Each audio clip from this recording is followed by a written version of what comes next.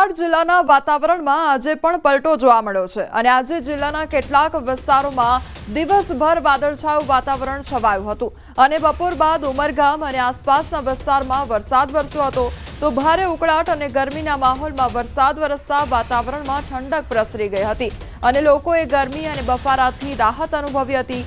વરસાદ વરસતા વાતાવરણમાં ઠંડક પ્રસરી ગઈ હતી તો વલસાડ જિલ્લામાં પણ વરસાદી ઝાપટું પડ્યું અને બપોરના સમયગાળા બાદ વરસાદી માહોલ જામ્યો હતો। એકાએક વાતાવરણમાં પલટો આવ્યો હતો અને હજુ પણ આગામી દિવસોમાં હળવા વરસાદને લઈને આગાહી કરવામાં આવી છે। જે અસહ્ય ગરમીનો મારો સહન કરી રહ્યા હતા લોકો, તેમને હવે ગરમીથી આંશિક રાહત પ્રાપ્ત થઈ છે। જૂનાગઢની વિસાવદર વિધાનસભા બેઠક પર પણ ભાજપ કોંગ્રેસના ઉમેદવારોએ ફોર્મ ભરી દીધા છે। વિસાવદર બેઠક પર ભાજપમાંથી કિરીટ પટેલ તો કોંગ્રેસમાંથી નીતિન રાણપરિયા મેદાને ઉતર્યા છે તો આપમાંથી ગોપાલ ઇટાલિયાએ ફોર્મ ભર્યું છે। विश्वास है कि आगामी 19 तारीखे मतदान थशे त्यारे भारतीय जनता पार्टी नो ज्वलंत विजय थशे। ते अमारा मतदार भाईओनो विश्वास जीती अने एमना काम करवा माटेनो अमे एमने विश्वास अपावशुं। अमे अमारे शुं करवानुं छे ए एजेंडा साथे अमे मतदार भाईओने अपील करशुं। तो विसावदर બેઠકમાંથી ભાજપમાંથી जो કિરીટ પટેલ છે તેમના દ્વારા ફોર્મ ભરવામાં આવ્યું છે અને બીજી તરફ કોંગ્રેસના ઉમેદવાર જે નીતિન રાણપરિયા છે તેમના દ્વારા પણ આજે ફોર્મ ભરવામાં આવ્યું છે।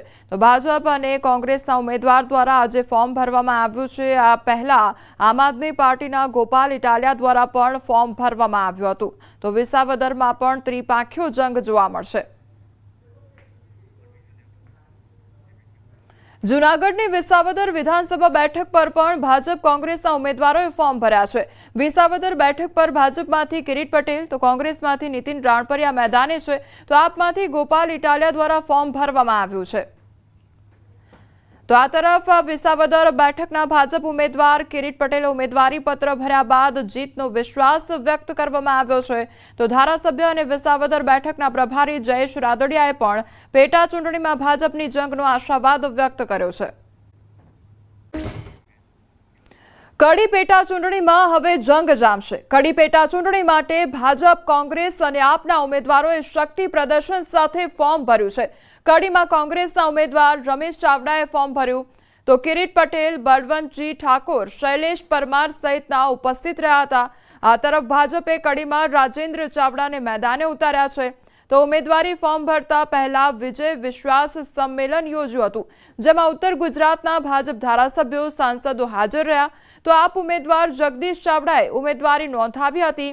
કડીમાં ભાજપ, કોંગ્રેસ અને આપ વચ્ચે ત્રિપાંખીયો જંગ જામશે।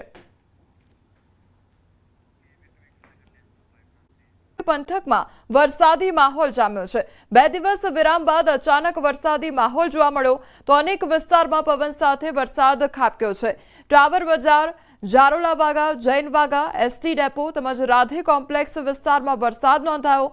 આસપાસના ગામોમાં પણ વરસાદી માહોલ જોવા મળ્યો છે તો ઢાલનગર તેમજ કુકડ, જૂની માંગરોળ, વડજ, ચનવાડામાં પણ વરસાદ નોંધાયો છે તો ધોધમાર વરસાદ વરસ્યો છે અને હજુ પણ આગામી દિવસોમાં વરસાદને લઈને આગાહી કરવામાં આવી છે।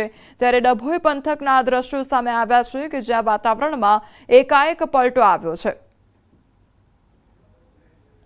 તો ડભોઈ પંથકના દ્રશ્યો સામે આવ્યા છે જ્યાં જોરદાર પવન સાથે વરસાદી માહોલ જામ્યો છે તો ડભોઈ તેમજ આસપાસના જે ગ્રામ્ય વિસ્તાર છે ત્યાં આગળ પણ વરસાદી માહોલ જામ્યો છે તો વાતાવરણમાં એકાએક પલટો આવ્યો છે। લોકોને ગરમીથી રાહત પ્રાપ્ત થઈ છે પરંતુ બીજી તરફ જે ખેડૂતો છે તેમને પારાવાર મુશ્કેલીનો સામનો કરવો પડશે કારણ કે તેમના માથે આબ ફાટ્યું હોય તે પ્રકારની પરિસ્થિતિ સર્જાઈ છે। પાકને નુકસાન જવાની ભીતિ સેવાઈ રહી છે તો હજુ પણ આગામી દિવસોમાં વરસાદને લઈને આગાહી કરવામાં આવી છે।